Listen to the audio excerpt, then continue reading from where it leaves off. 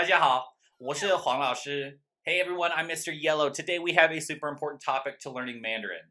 That topic can be confusing if you're coming from a language without these. Let's see what we have for today. You know, doing this thing, it's a really small measuring tape.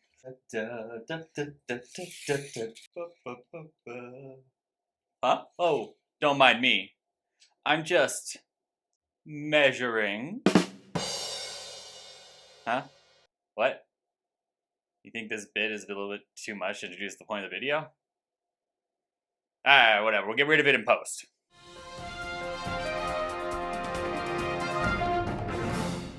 Yes, as my mildly cringeworthy introduction hinted at, we're talking about measure words today. These are an integral part to Mandarin, and there's often some confusion as how to use them, since we don't really have these in English. Except we totally do have something like measure words, and I'm going to go over that later in the video. There are also 4 types of measure words. Bet you didn't know that. And we're going to go over what those are and how they're different. So let's get started.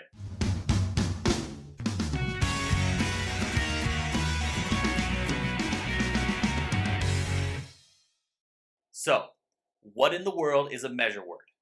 Measure words, also called classifiers, are special words that must go between a number and a noun. The special thing about them is that there are over 100 commonly used ones, depending on what the noun is. That's pretty intimidating for lots of new learners to Mandarin, but don't worry. Just like in Lord of the Rings, we've got one measure word to rule them all. Yes, just like the One Ring from Lord of the Rings, there is a single measure word that is pretty powerful and can stand in if you ever forget the others. That little guy is G. He's such a cutie. Let's use G to illustrate how measure words are used. As I said earlier, measure words are required between a number and a noun. So with G here, if we want to say, for example, 3 people, we would say 3个人. Number, 3, measure word, 个, and our noun, 人. Easy peasy. Now, if we wanted to add an adjective to describe our 3 people, for example, 很高的, tall, we would put that right before the noun, but after the measure word. So we would get 3个很高的人, 3 tall people. Finally, there's one last important part of the equation, and that's the demonstrative pronouns 这 and 那, this and that. If you use those words, they will come before the number. So, for example, these 3 tall people would be 这3个很高的人. One last thing to remember is that the demonstrative pronouns 这 and 那, this and that, both take a measure word. So for example, we would say 这个人, this person, or 那个人, that person. So to wrap up, a measure word is simply a word that goes between the number and the noun. Its word order is a demonstrative pronoun if you got one, 这 and 那, then the number, then a measure word, then an adjective if you want to spice up that word, and finally the noun. Now let's take a closer look at measure words and the different types.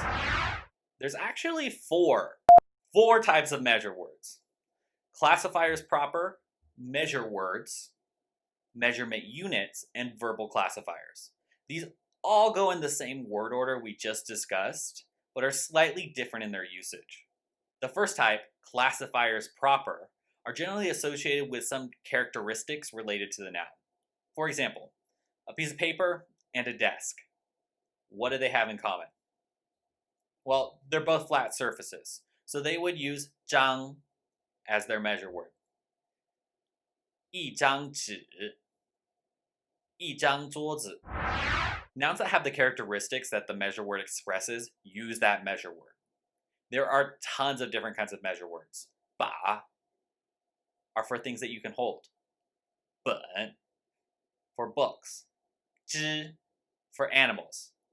Except 匹, which is used for horses exclusively because reasons.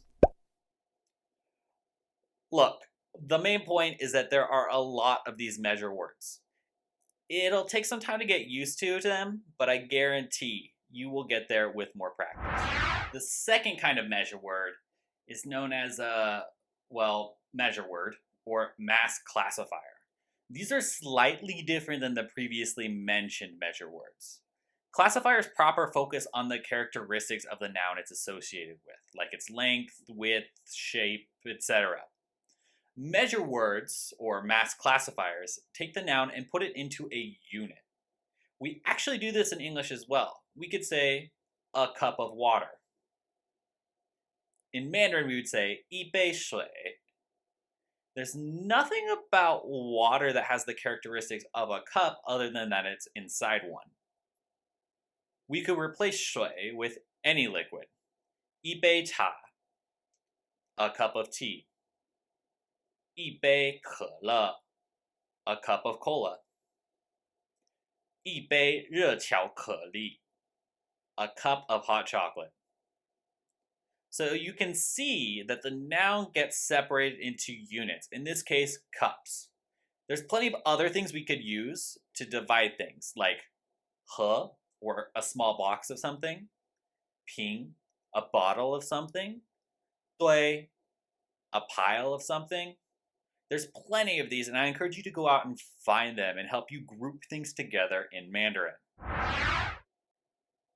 Next, we have measurement units, and these are pretty simple. These are measurements of different things, time, weight, age, etc.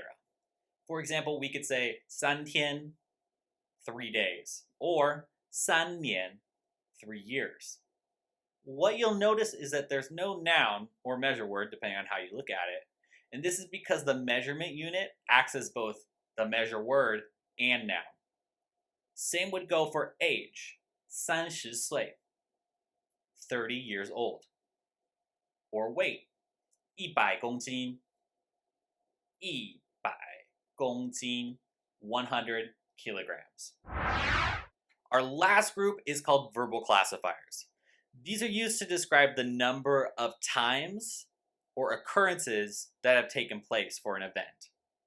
For example, 次 is used for the number of times you've done something. For example, 我今年参加了2次唱歌比赛. 我今年参加了2次唱歌比赛. I participated in singing competitions twice this year. La la la la la la la la la. As you can see, I'm pretty good. Other words in this category are 变, used to describe the number of completed actions, 趟, used for trips. And there's several more of these, but what makes them special is that they put temporal events, time events, into units, like how mass classifiers put physical things into units. So, that's it. We've gone over the correct word order of measure words and the different types of measure words. At this point, you guys are measure word experts. Leave a comment below telling me your favorite measure word. Mine is most definitely P. It's so unbelievably specific. If you like this video, please give it a thumbs up and subscribe if you haven't already. I'm Mr. Yellow, and I will see you next time. 下一次见.